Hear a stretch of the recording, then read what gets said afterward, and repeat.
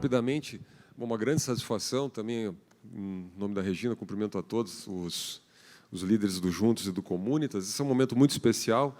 Eu acho que esse encerramento coroa as discussões que nós fizemos agora, riquíssimas durante a manhã, no tema da reinvenção do governo. A gente escuta muito o tema do ajuste fiscal, necessário no país, no ajuste estrutural do Estado, mas acho que essa discussão tem muito a ver com o day after do ajuste estrutural, do ajuste fiscal do Estado. Ou seja, como que você pode, como nós podemos, como líderes, gestão pública, voltarmos o Estado à prestação de serviços de fato de qualidade para o cidadão, para as pessoas, né?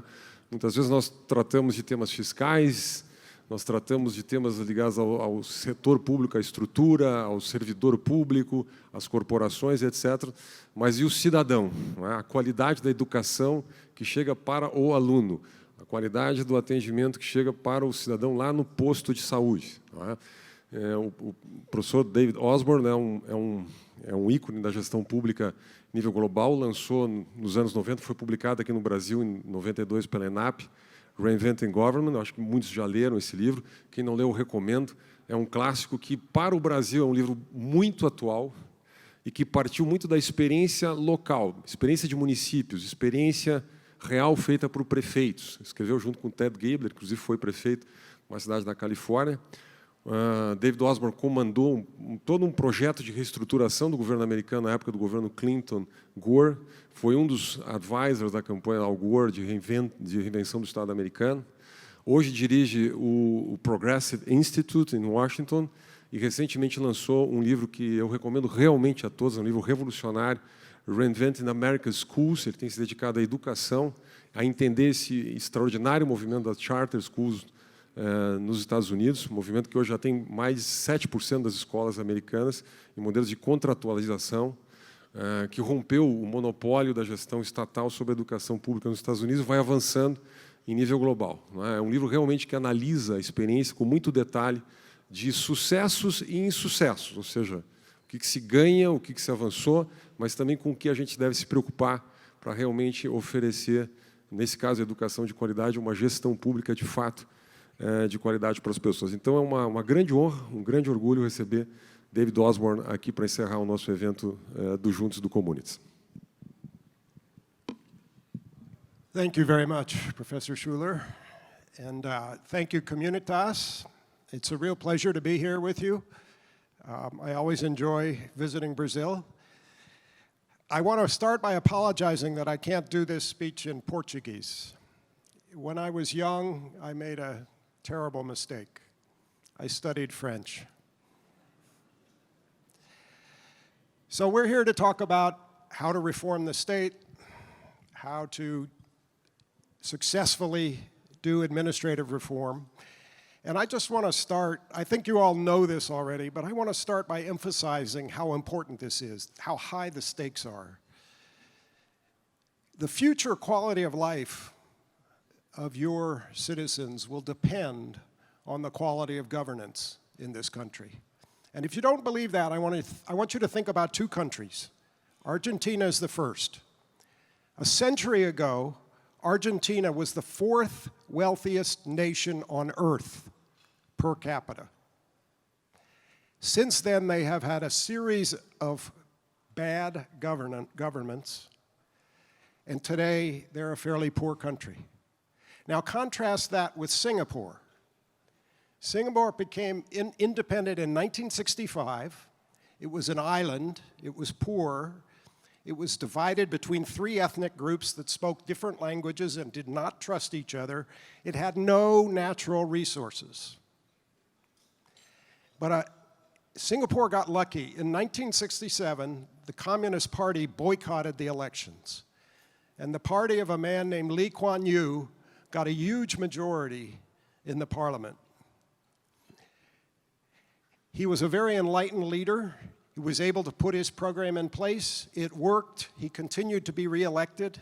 And within 30 years, by investing in better education and better government, he brought Singapore from the third world to the first world. And today, its standard of living is at least as high, probably higher than in the United States.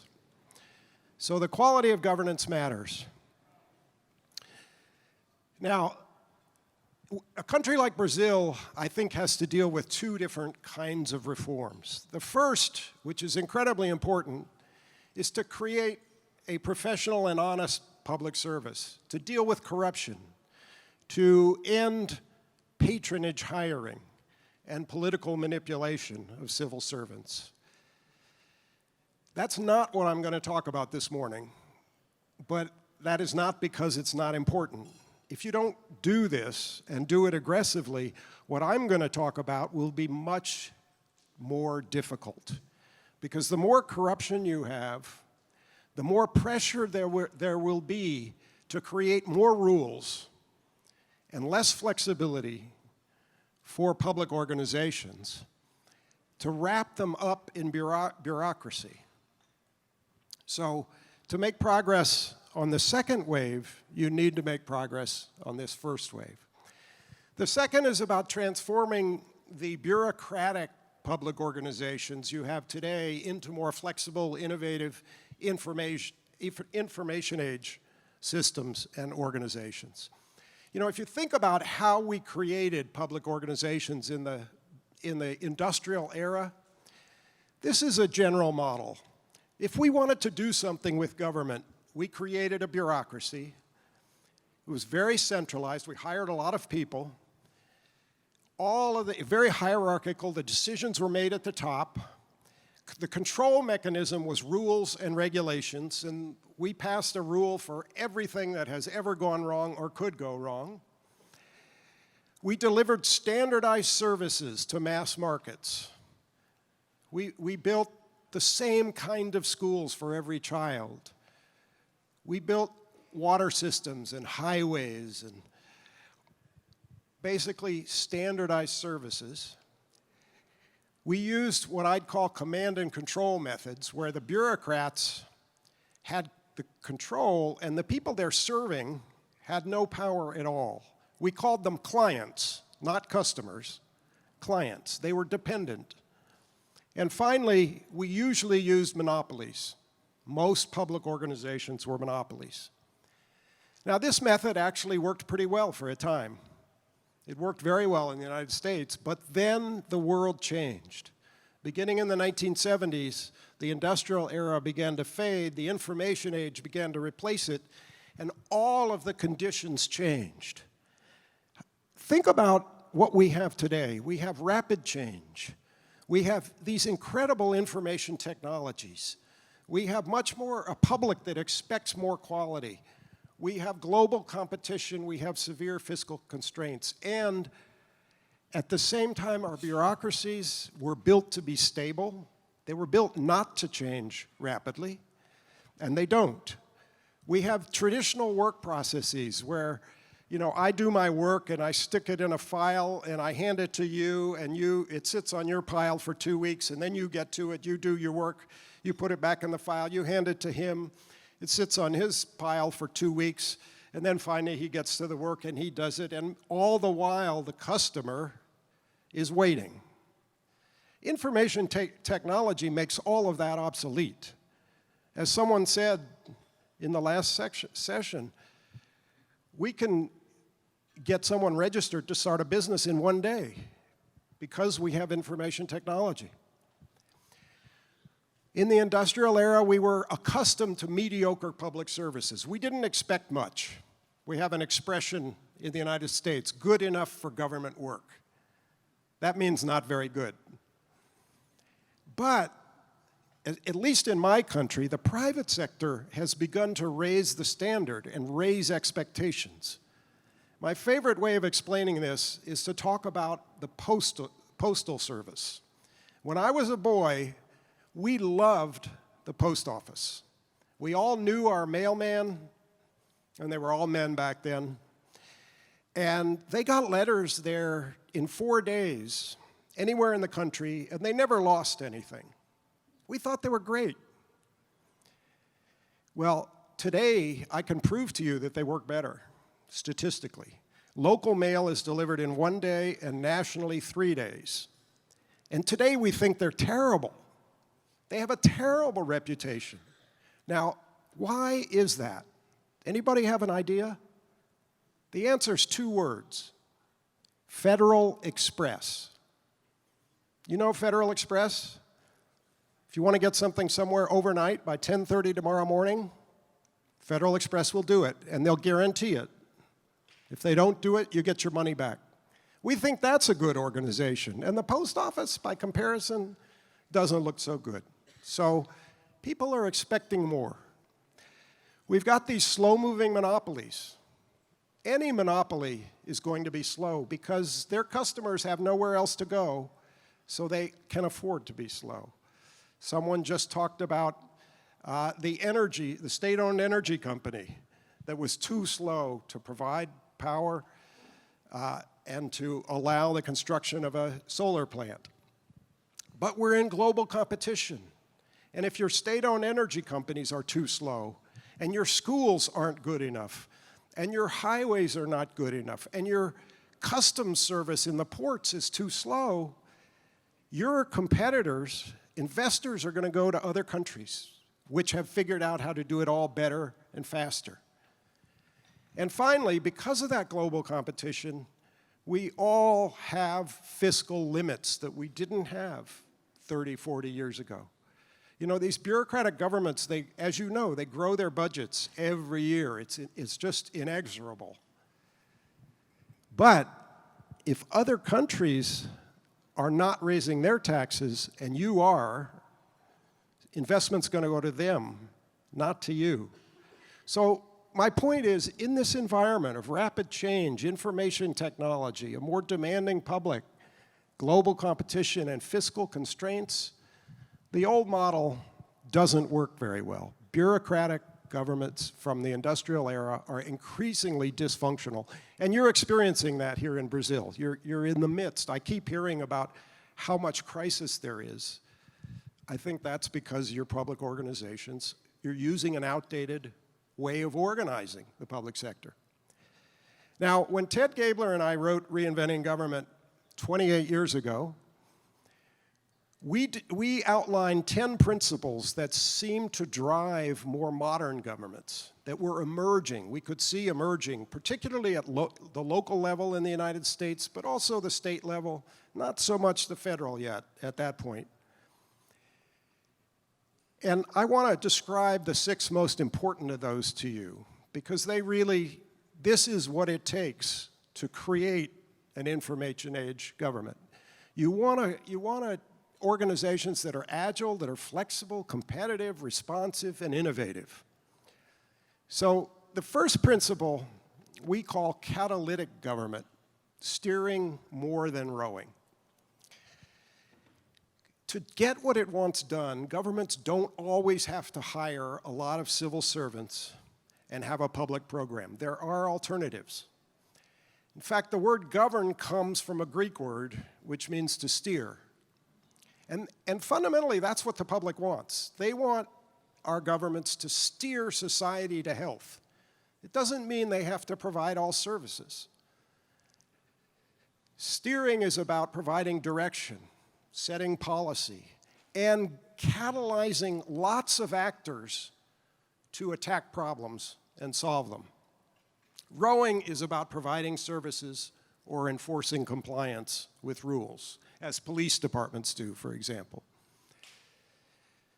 There are many methods that government can use other than rowing the boat itself. You can contract with private companies. You can regulate. You can create incentives and disincentives, subsidies to consumers, public-private partnerships. There are so many alternatives. And the key thing here is that if you use these alternatives, you have much more flexibility. Because if you run a public organization and it has thousands of employees or even hundreds of employees, and you decide we need to go in a new direction, we need a new strategy because the world has changed, those employees, you're stuck with them. And in Brazil, you're really stuck with them, I learned last night, because of your constitution. They have stability. It's the phrase I kept hearing. So if you were contracting for those services with private companies and you decided to change direction, you just end the contract with these companies and find companies that could do what you want. You can change direction much more quickly. It's also much more efficient, and you have more accountability for results. You get better results. So a principle that goes hand in hand with that is competition. And I'm talking about service delivery, not regulation or policy setting. Competition, when you're setting policy, is turf war. That's what we call it in English, and it gets in the way. But in delivering services, competition is the force that gives everyone no choice but to try to improve, try to get better and cheaper. Because if they don't, someone else will, and you'll lose the work. So this is something that happens all over the world. Brazil has done this. Long ago, Brazil contracted out road maintenance competitively, saved 25%. As you know, with contracting, often you get corruption. You get people bribing public officials to get contracts. You get contractors getting together and all deciding to bid high and divide up the work. It's called bid rigging in the United States. All kinds of nasty things happen. So the best way to protect against that is to have the public sector as part of the competition. So in the United States now, in many cities, the public organizations will bid against private contractors to deliver their services. For example, street maintenance, street sweeping, snow plowing, picking up the garbage. You don't have that, do you? Snow plowing, no. Picking up the garbage. Many different services. Water treatment. One city, Indianapolis, back in the 1990s, created competitive contracting for 30 different services. And here's the important point. They made a deal, the mayor made a deal with the unions not to lay off any union members as this happened. They did lay off some middle managers, but not union members. So what they did, every government has an attrition rate. Every year, some of your employees retire or die or move away or find another job. I don't know what your rate is in Brazil. In the United States, it's typically 10% per year in good times, and then it goes down in recessions because people don't leave for other jobs as often. Let's say it's 5% in Brazil. That means that as you do this competitive bidding, you can shrink your workforce by 5% a year. Indianapolis, over 8 years, they didn't do this with police or fire, and you shouldn't, but with everything else, they shrunk that workforce by 40% over 8 years. So there are ways around the fact that you can't just lay people off. The next principle I want to talk about we call mission-driven government. What we have are rule-driven governments. Governments are really, public organizations are driven by really two things, their rules and their budgets. And information age organizations are instead driven by their missions and their goals, the outcomes, the results that they want to produce. So let me talk about one example, budgets. Is this true or false? Traditional budget systems encourage every manager to waste money. Those of you who think it's true, raise your hand. And those who think it's false, raise your hand. Okay. It's true in the United States. It's true in almost every country I've been in, and I'm willing to bet it's true in Brazil. Because here's what happens. I'm a manager of a program, and my budget comes in different accounts or line items. I'm not sure what you call them, but different categories. Now, let's say those categories made sense 5 years ago when they were established, but the needs have changed. So I need to move money from category A to category D. Well, I go ask permission of the budget office. And we're in a fiscal crisis. So what does the budget office say to me? They say, oh, we're really glad to hear you don't need all that money in category A because we have a deficit, so we need that money. But we can't give it to you in category D because we have a deficit. So as a manager, I only make that mistake once. Even worse, what happens if I don't spend every penny, every real of every account by the end of the fiscal year? What happens? They take it back, and next time I get less. So again, I only make that mistake once. So I have a clear incentive to spend every real I've been budgeted in every account every year, which means I have an incentive to waste money. It's easily solved. This emerged in the United States 40 years ago in a city in California and has spread widely. You just say to the manager, you get one lump sum for your program, you figure out how to spend it, or you give the manager permission to move it from one account to another without asking anyone. And secondly, you let the manager, the organization, if it has met its performance targets, and we'll get to that, you let them keep half of what they don't spend during the year. So now they have an incentive to save money. It's really interesting. Long ago, I visited the city that invented this in California, and I was talking to the police chief, and he said to me, you know, with our city budget, our police officers are incredibly creative. They save every penny because there are always things they want to buy. Better radios, better technology, better cars. They know if they save money, then we can buy those things. But we also get grants from the federal government, and they come the old way. If you don't spend it all in a certain amount of time, you have to give it back. So the same police officers waste the hell out of the federal money while saving and being very tight with the city money. The very same people, because they have different incentives. So it's not just budgets, it's also rules. One of the other systems that's critical is the personnel system, the civil service system. Comes with lots and lots of rules. When I worked for President Clinton, we found 10,000 pages of rules in the federal personnel system. 10,000 pages.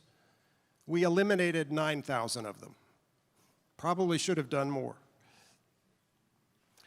Now, if you're going to free these organizations, give them more flexibility to spend their budgets, to manage their people, how do you prevent them from doing the wrong things? How do you control them? It's a very important question. And the answer is you shift your method of control to results.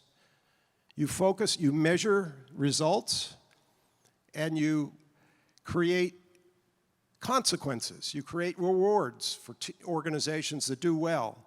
You create negative consequences for organizations that fail repeatedly. Now, this is a complicated subject, but one of the best ways to do this is actually to give, for some services, like think about public education, give control of the funds, the money, to the customers and let them choose their service provider. That way, the service provider has to perform to get customers. When I say customers, and this is the next principle, customer-driven government, what I mean are the principal intended beneficiaries of an organization's work. I don't mean citizens. The citizens are important, more important than customers, but this is different. This is the people that public organizations are there to serve. So if it's a school, the students and their parents. If it's the Social Security agency, the elderly. If it's an environmental office, they're there to protect the public at large.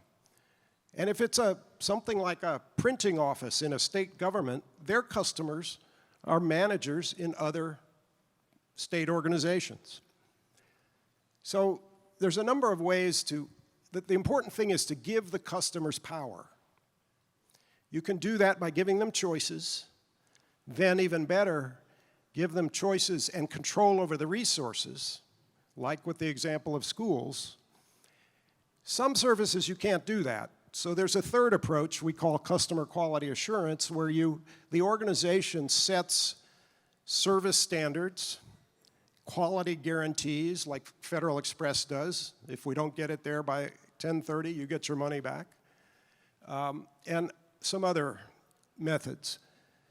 This is an example of a service standard. When I worked for President Clinton and Vice President Gore, we pushed the Social Security Administration, and for us, Social Security is checks, money sent to the elderly and the disabled. Is it the same here?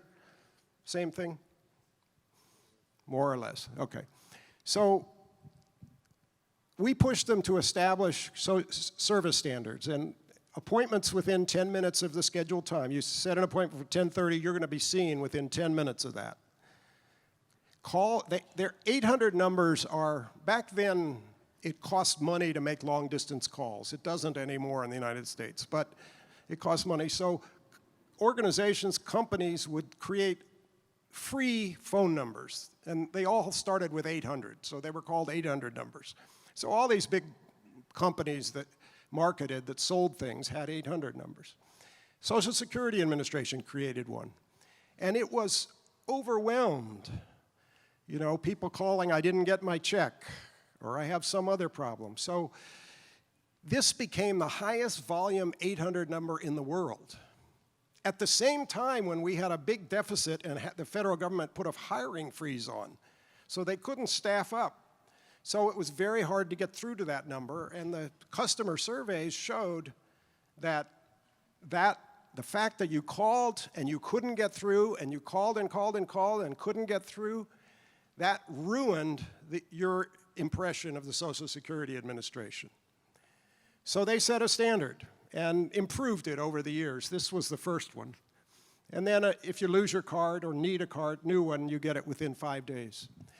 That second standard, I don't have time to tell you the details, but it led to a 3-year effort to re-engineer the entire teleservice process.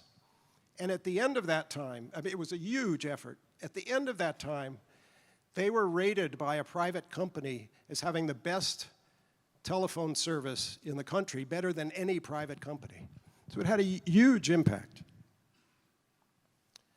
Finally, the sixth principle I want to talk about is decentralization.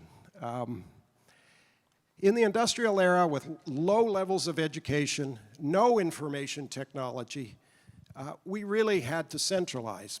To get good enough information to make decisions, you had to be at the top of the organization. The information had to flow up the chain of command. You made the decision, then the orders went down the chain of command. It was very slow, but it was probably the only way we could do it. That's obsolete.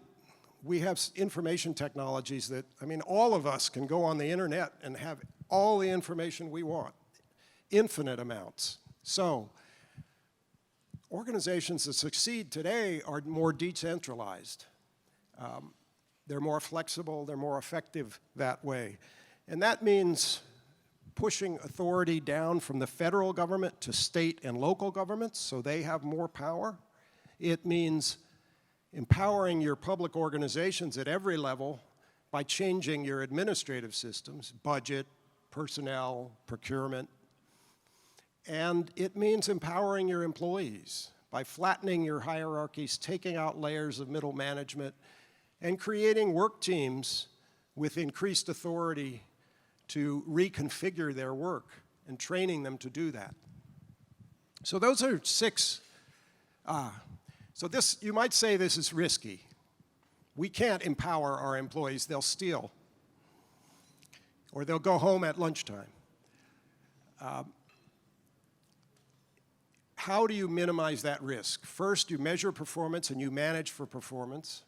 Create information systems so that everything is transparent, and good auditing systems. And then finally, in many places, many developing nations have done this, you give the flexibility step by step and agency by agency as they prove they're ready for it. You don't do it all at once. So those are the 6 principles that I wanted to talk about. There are 4 more in the book, Reinventing Government, but ask me about them in the question time. I want to give you one concrete example from public education. Several people this morning said there is nothing more important than public education, and I agree with that. Our public education system in the United States was built over 100 years ago.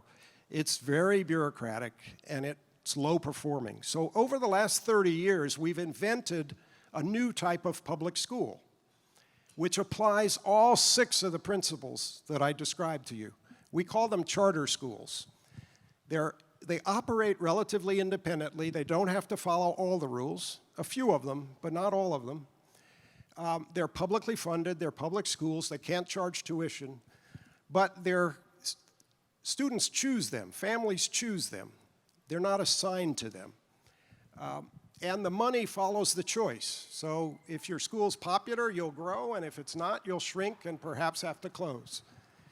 They're very decentralized. They can create their own educational program. And they've created many diverse models of education, from Montessori to project-based to focused on science and technology, all kinds of different models. And their results matter. If they perform poorly over several years, their authorizer closes them, or is supposed to close them. And most of them are nonprofit organizations. By authorizers, I mean the body that says, you get a charter to run a school, you don't. Your charter's performing great, why don't you create another school? Your charter's failing, you're going to be closed. Usually it's a school district or a state board. There are some dedicated authorizers created new to do only this, so they tend to be the best performing. They negotiate a charter, which is a performance contract, laying out, these are the results we're going to produce. And then the authorizer reviews their results every year and begins to tell them, okay, you're doing great, maybe you want to expand, or you're not doing well, you have to improve. And at the end of 5 years, usually 5 years, if they're not doing well, then they don't get another charter and they have to close. And the authorizer will often replace them with a different school operator in that same building. So I was going to tell you about New Orleans, which is an amazing story, but I don't have time, so I'm going to skip it. New Orleans is the fastest improving city in the United States because it has converted over the last dozen years to 100% charter schools. All of their public schools are charter schools. These other cities have done a lot. Washington, D.C., it's about half. So this is spreading. And the research says these schools perform better, particularly with low-income children. So most of them are in urban areas. And once a child has been in one for 4 years, they're learning roughly 50% more than if they had stayed at the traditional district. There are also better graduation rates, better college-going rates, and you can see some of the high performers. There's 188 days in a school year in the United States, and you can see some of these are giving kids almost twice as much as the district children are learning. Why it works so well, they're decentralized. The people who run the school actually get to make the decisions. They get to hire the staff. They can fire somebody who's not working out. They can make the school day longer. They can have Saturday morning school if they need to. They can do whatever it takes to meet the needs of the children. They're mission-driven. They don't have a lot of rules. Their customers can choose them. They have to compete for those customers, and there are consequences for performance.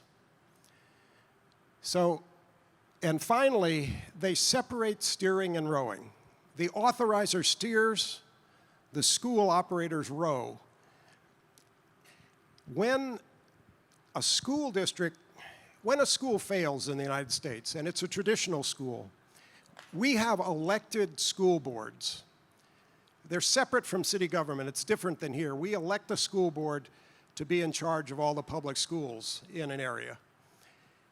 And they don't like to close schools for performance because the teachers are unionized and they all protest and then they defeat you at the next election. So traditional districts don't usually close schools based on performance.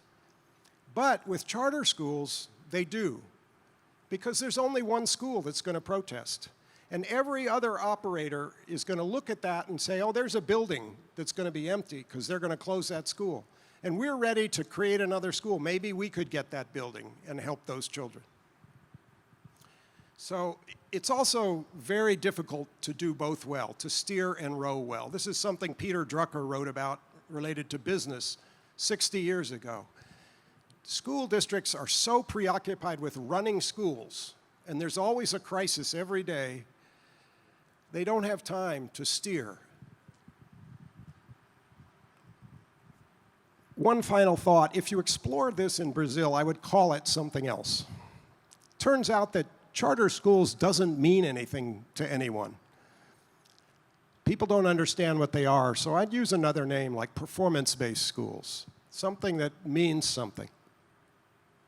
So there's a lot more about charter schools in my last book, Reinventing America's Schools, and I have published 4 previous books, Reinventing Government, and then 3 more about how to do that, strategies and tools and how-to advice. So I'm happy to answer questions about all of this, and please, if you're interested, Reinventing Government is in Portuguese. The rest of the books I don't think are, so you can read them in English. Thank you.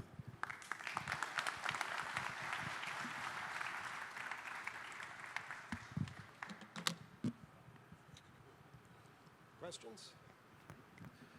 Do we have time for questions? I don't know. I have to... Tem tempo para pergunta? Não, ele quer saber se tem tempo para pergunta. Ok. Bom, eu vou fazer uma aparição rápida aqui, então, agora, para chamar novamente o Fernando Schiller, por favor.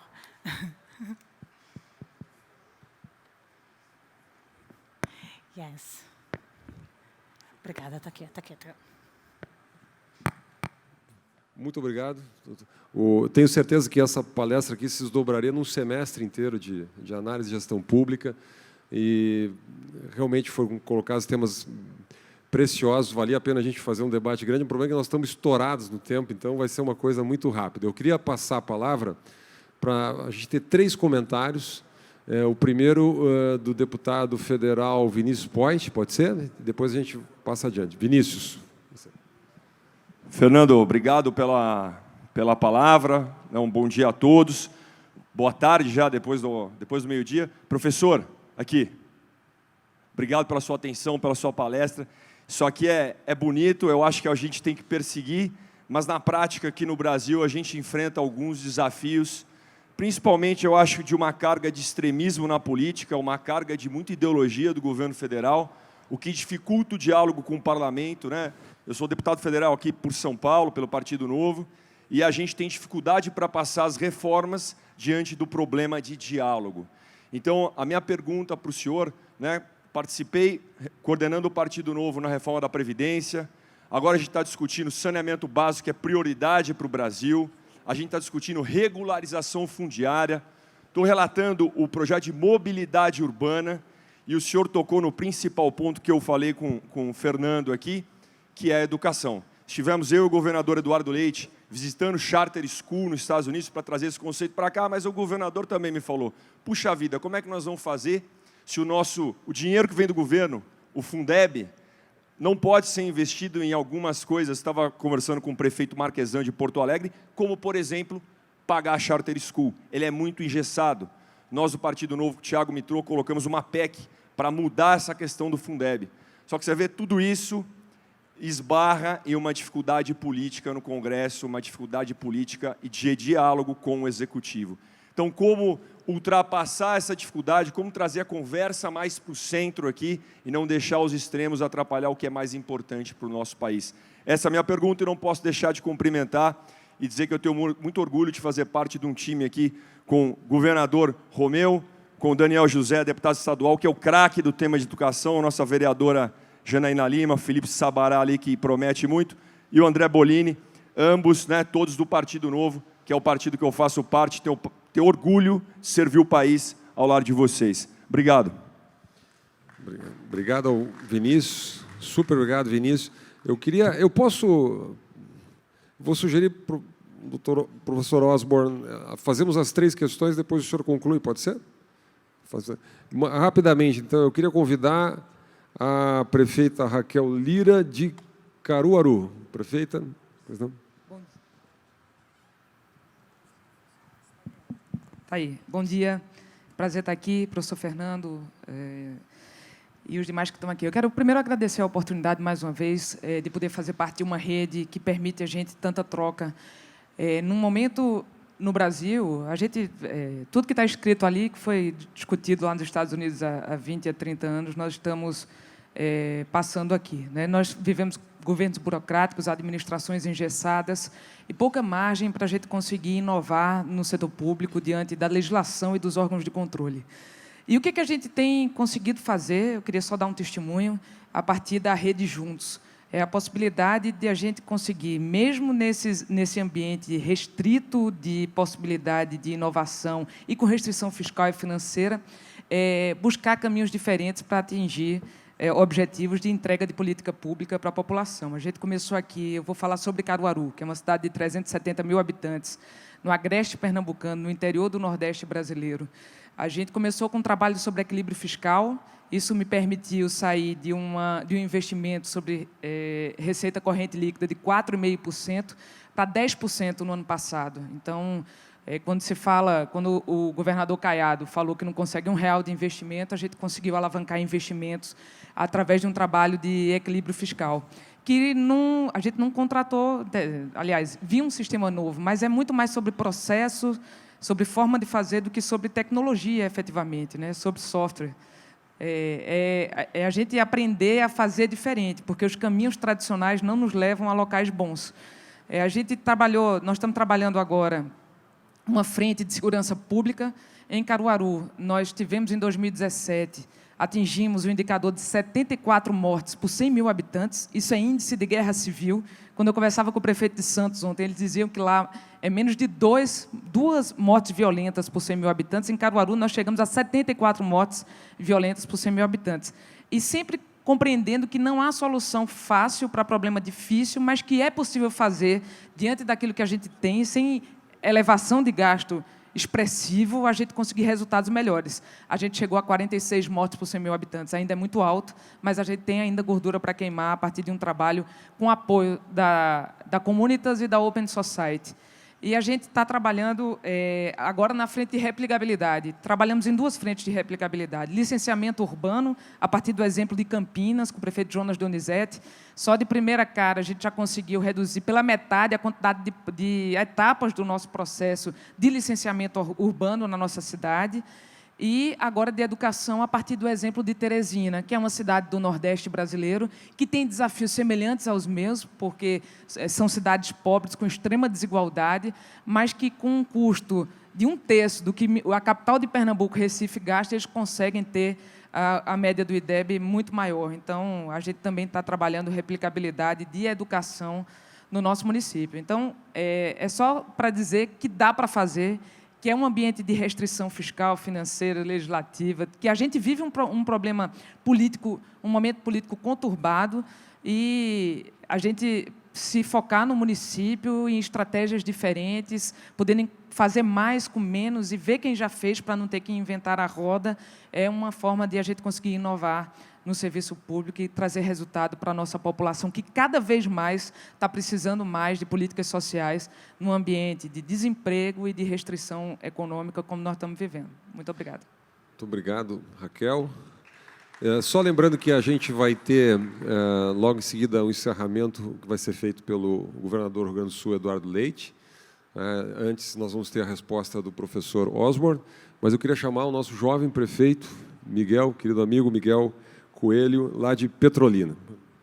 Bom dia a todos, cumprimentar em nome da Regina, para ser breve, mas aqui da palestra que vimos do professor David, eu acho que vale a pena a gente contextualizar para a nossa realidade 2 argumentos dele. O primeiro, naquela afirmação do verdadeiro ou falso, no Brasil tem um exemplo muito prático, a Lei de Responsabilidade Fiscal, de que joga muito dinheiro onde algumas cidades não são a prioridade necessária. É óbvio que a gente tem que reconhecer a importância de que há 20 anos atrás a Lei de Responsabilidade teve o seu peso para poder organizar as finanças públicas, mas ela não se atualizou nos últimos 20 anos. E você tem contextos muito distintos. Por exemplo, eu, Raquel, Firmino, somos do Nordeste, que é diferente do contexto de Campinas, do Sudeste, de Porto Alegre, do Sul, entre outros. Como também eu vi ali na questão do slide da segunda onda, como você chamou, de inovar, de flexibilizar. E essa é uma palavra muito difícil no setor público brasileiro, pela simples razão das travas legais que temos. Vou dar só um exemplo muito claro. Para você fazer qualquer compra, qualquer obra que você for licitar no Brasil, você leva no mínimo 90, 120 dias. Quando você tem uma lei extremamente desatualizada, que é a Lei de Licitações, a 8666, e as suas demais que vieram em seguidas. Como também você parte, pelo menos no direito, você parte do princípio de que a lei é igual para todos. A 8666 com EPP e com MEI já cria uma desigualdade que quem paga esse preço é a gestão. Porque depois que você chega no final de um processo licitatório, que já é lento por si só da sua própria burocracia, você abre ali um leilão para essas pequenas empresas poderem abaixar ainda mais o preço, o que gera contratos inexequíveis, o que gera custo de tempo, custo de dinheiro para a gestão, o que leva ao que a gente falou aqui mais cedo nos outros debates, ao descontentamento da população, porque o Estado não chega junto daquelas pessoas que tanto precisam. Então, só dessas duas colaborações na fala do professor, que foi muito rico. Nós aprendemos sobre o PPI na recente viagem que a Comunitas nos levou à Colômbia, em parceria com Stanford, também com a Johns Hopkins, perdão, junto com Stanford em Washington. Então, esses encontros, como aqui Jonas disse, é muito rico. E reforça também, o Vinícius foi muito feliz na intervenção da educação, mas que o nosso problema, Jonas, não é só a falta de elo com o governo central, com o governo federal, o executivo, mas também a gente vê diariamente assembleias legislativas e o próprio Congresso fazendo leis 100% inúteis, que vinculam ainda mais o orçamento dos prefeitos e dos estados e que determinam ou deixando mais distante a realidade do cidadão com o desafio dos governadores e dos prefeitos para poder transformar as suas próprias cidades e as suas realidades. Muito obrigado. Obrigado, Miguel. Professor, você? Professor Osborne. Thank you very much. So I'll start with the first one. And by the way, I want to say that these comments and questions remind me so much of the United States. It's not different where I live. All of what you just said, you could have been talking about a state in a city in the United States. The first question about how do we do this politically when there are such extremes, no dialogue in Congress, etc. I'd make a couple of points. One, think of this as a 50 to 60-year process. This isn't going to happen overnight. The last time we did this, when we built these bureaucratic governments, it took 50 to 60 years for the new norm to be established. So in the United States, I think this new process of reinventing government started about 1980. We're almost 40 years in, but we have a long way still to go. Secondly, it's a lot easier at the local level. As the second speaker was saying, there are ways you can innovate at the local level. You can find best practices. You can partner. It's less ideological, less political, less partisan when you're dealing with cities than states or the federal government. So this is going to happen more rapidly at the local level, secondly, the state level, and last, at the federal level. And the third thing I would say is what you need to make progress at the federal level, based on our experience, is you need to elect a president who understands this and believes in it. That's what we did in 1992.